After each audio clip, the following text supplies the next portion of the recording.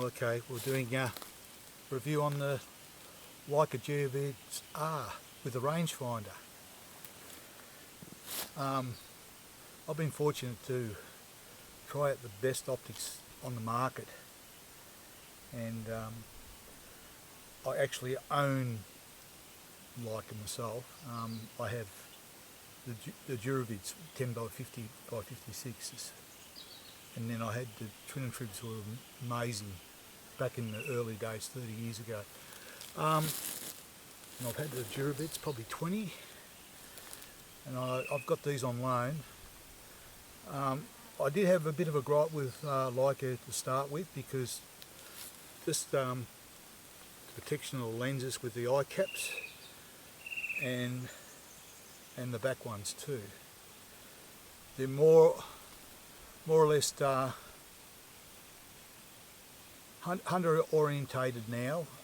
Admittedly, they got the black, but it's rubberized.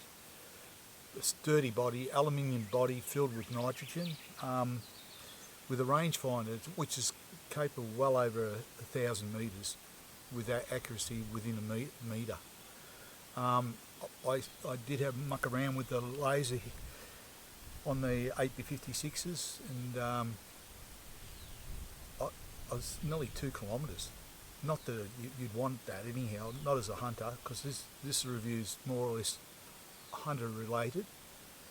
Now I've done a review on the Swarovski binoculars, which you've seen probably 12 months ago. Loved them, beautiful. And I'll sit down a bit, quite warm now, and oh, they were beautiful. But I can't toss between either. It comes down to personal preference when you want to buy binoculars. Now, I probably prefer a higher magnification than the 8, because I'm a photographer for a start. But purely for the hunter stalker that's got to go in quite light, it's carrying a day pack, a rifle. These just weigh over a kilogram, about 11,000 grams. The manual focus on them is brilliant. You just touch, just know it's smooth. What I found yesterday was had the sun, looking into the sun, some of the gullies you couldn't see with the naked eye, it was too dark. And with these, not a problem. I could see really well, and the clarity, chromatic aberration. I don't want to make this a technical video. I just want to give hunters that, ideas of what binoculars are good. Now, all right, you can go and buy the cheaper ones. We've done that over the years. We've done that over a few of our hunters, Ray, Dennis. We've all had cheap binoculars. Klaus, still got these cheap binoculars, still going, but not very good. If you're an avid hunter and you really want to have success with your stalking and looking at your animal to identify if it's an animal to take, binoculars are the way to go. As I said, I've been using binoculars for 45 years probably. More so for birding now. I still do my hunting, but only with a camera. So I know a fair bit about chromatic aberration. That's fringing around the edges. These, I don't know. I like the Leicas because it's a natural colour rendition. Zeiss, they're a little tingy blue, and then the Swarovski. Personal preference again. If you like that, I like the natural look. Then Leica give me that, and we can argue till the cows come home what's going to happen, like as far as what's the best optics. But like as I said, Swarovski and Leicas, they're on a par. As I said, horses for courses. This is for the stalker that wants to range his deer out so he's accurate with his shot, because I go have 10 people here and we say, how far is that wallow over here, just to the right here? Maybe 20 metres. Not that you'd need that accuracy when you're hunting, but it's peace of mind when you actually, whether you're shooting down or shooting across or up, whatever, the meterage is really important. Once you get past 100 yards, well, these for hunting, like range finders, 1100 metres, super accurate, you know. If you wanted to go higher magnifications, you'd probably go to 10-56s, it'll give you better magnification, but for the stalker, these are perfect. If I was a young guy starting off, these are the ones I'd go, because just the lightness, a kilogram, a bit over a kilogram. Aluminium body, sturdy, as I said. Leica come to the party with eye caps for the objective lenses, the eye pieces and everything too. So I like this, the back here, where it gives you little just notches when you go 1, 2, 3, and then it's got notches going out. Well, that's good. If you're wearing glasses, or you might need them right out, fully extended, for your eyes. So it gives you that, it's not going to come loose. A lot of thought has gone into these for hunters now. As I said, Leica for me were probably a more for birding, but yeah, they come to the party to accommodate hunters now, so love them. You don't even need the adapter, but the adapter's good, like for us when we're filming deer and all that, which I did this morning. I filmed a few deer, and the wallow's about 50, I'll range it now. I'll tell you how far it is.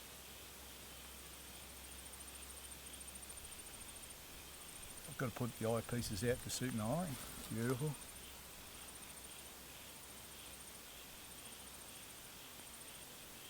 The reason I'm going to 61 metres. Now I said 50. Oh, it's not bad. 61.2 to be precise.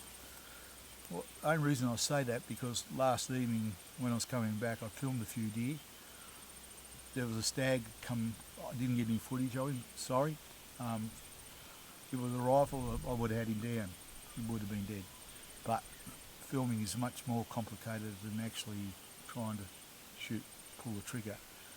And he was right here, honked me and straight into the thick stuff down the bottom here, because it's escarpment. As soon as they go down there, you just don't see them. Till they relax. This morning it was a bit hard. A week ago I was up here and filmed two beautiful stags, a couple of young stags. This morning no stags. A lot of hinds. I actually got a hind with a calf. All because binoculars.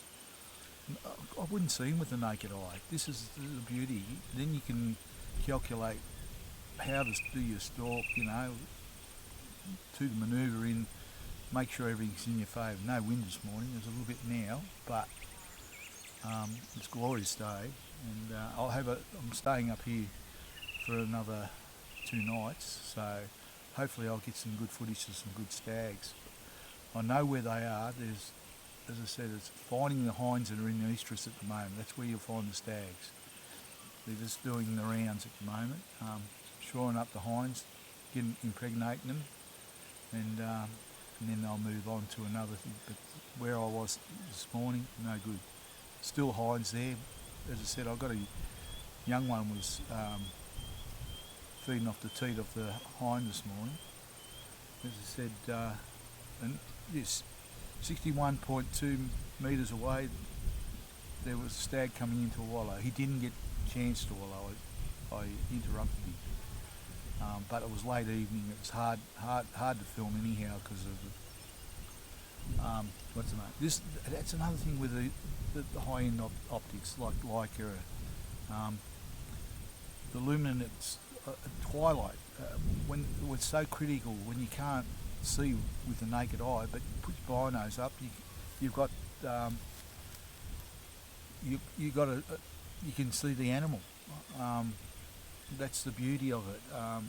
As I said, I always said, any hunter with binoculars is a safe hunter. He's going to identify his target before he pulls the trigger. So any binocular, for that doesn't matter if you've got the cheap ones. But as I said, if you're serious about your hunting, this is probably the best way to. As I said, there's probably the three that I'll go in alphabetical order: the Leica, Swarovski, and then Zeiss. I can't. Both Swarovski and Leica are brilliant. As I say, as you get older, you more appreciate it. No strain in the eye. I remember back in the early days, the cheap ones, they were like someone was a poultice on your eye. You would be rubbing your eyes after it because they're blurry. Well, you don't get that with quality optics. As long as you adjust it, you got the adjustment on the back here, which is really easy. I honestly think it's probably better than the Swarovski. Your manual focus ring here, and you've got an external laser rangefinder with the laser externally. Don't ask me how they do it. As I said, I've seen Swarovski, very good, but I think they're internally, where this is externally, so you're going to get more accuracy with these ones. As I say, it's easy just, if I was just to put that around there and not walking the bush, and why these are so good for the stalker. Put the eye caps on there so you don't damage the objective lens and the eyepieces.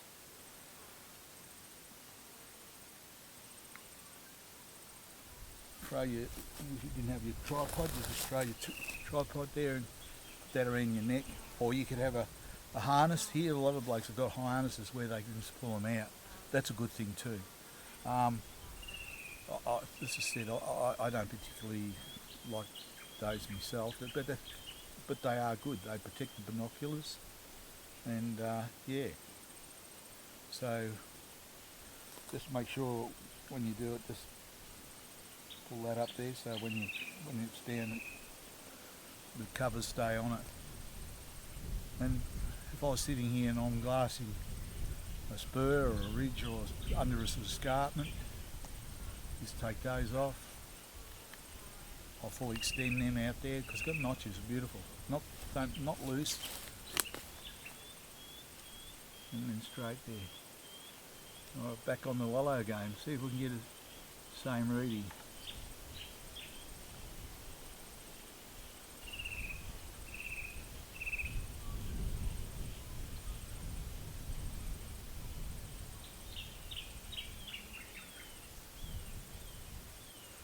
.4, but I'm looking at a different part of the wallow.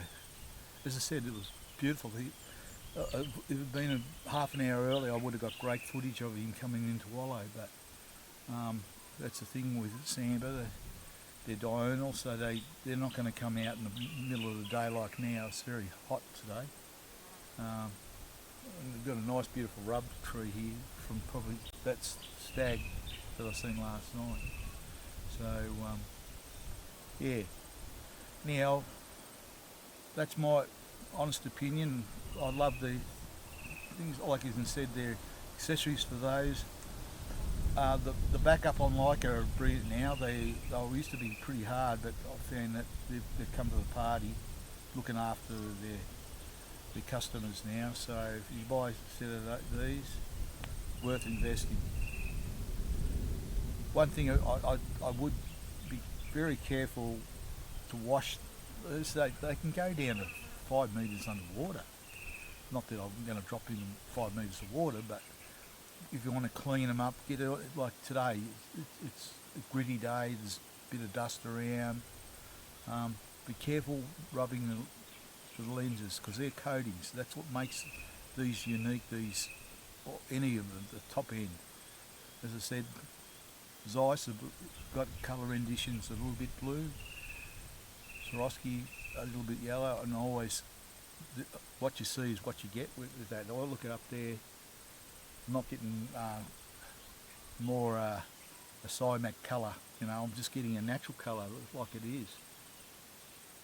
And as I said, yesterday afternoon, the sun was going down, so I was glassing in those hard to get shaded areas where you couldn't see with the naked eye.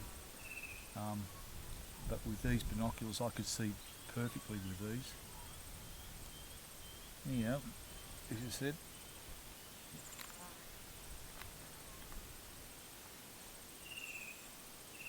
that, as I said, for that hunt, look for birding, it's best to bring too. I was watching a fantail cuckoo this morning. I took a few photos of it, and then I got a bronze-winged pigeon yesterday. You know, like just walking around, you don't see them, and you hear them, like you might hear them now. That's a fantail cuckoo now. You got a black-faced shrike here too. Not far from, just to the right here, I found a beautiful cast antler a couple of years ago. So this area is so good. There's birds flying around there, so they just come up under the escarpment and come up on just a bit here where there's a bit of a wallow and that, just a couple of wallows. Found several beautiful cast antlers over the years, and yeah, the wind's starting. Isn't that beautiful? Some people like AC/DC. I'd rather listen to the birds chirping. Easier on the ear. The music of the bush. Listen. Oh. So there's a little bit of water. You can hear the frogs here. As I said, when you got frogs croaking, that means healthy environment.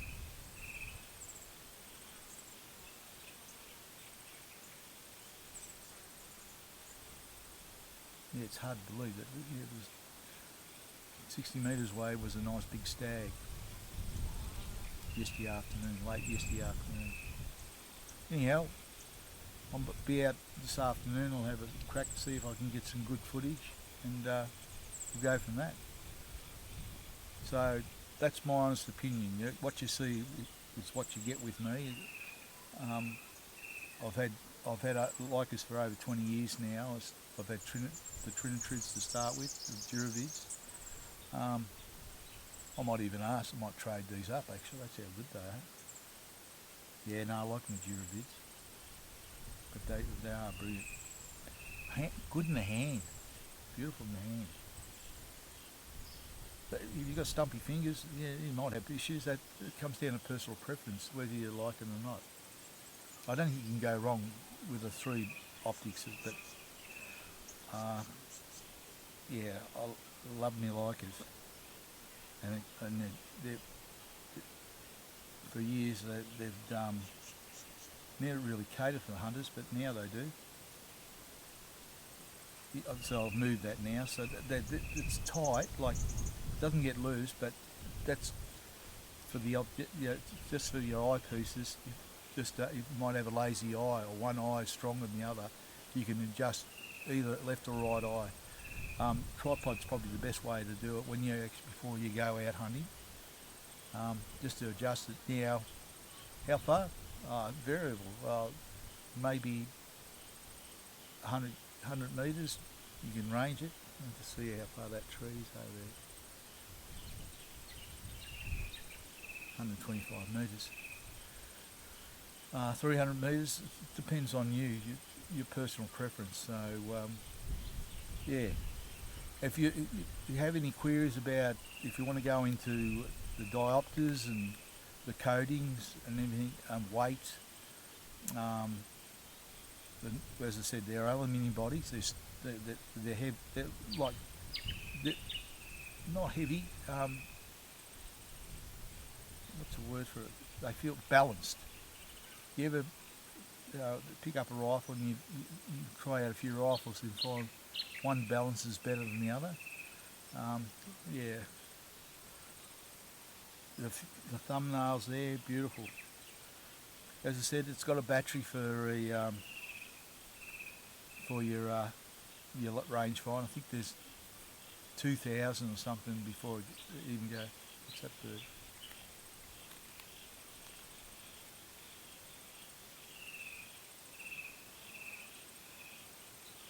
So it's getting September now. They're starting to nest a bit now.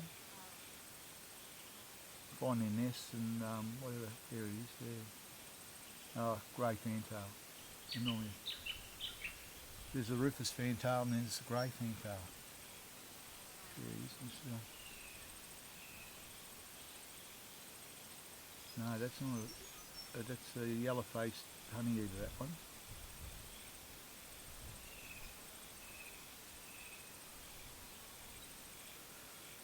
Alright, done.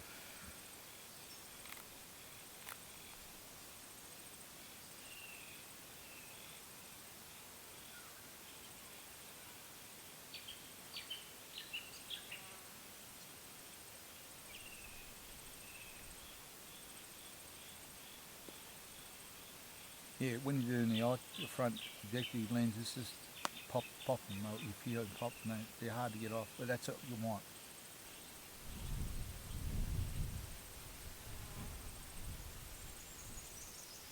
They're hard to, you wouldn't lose, because of the rubber against rubber, it's very, like, only thing you could do is you caught it, you might break it, but, no, they're good. I'd leave them back a little bit, so that you don't want them right on the edge because you will lose them. You know, if you hit a branch or something like that, as you say, we're in the bush, you're walking through the stuff. You know, kookaburra.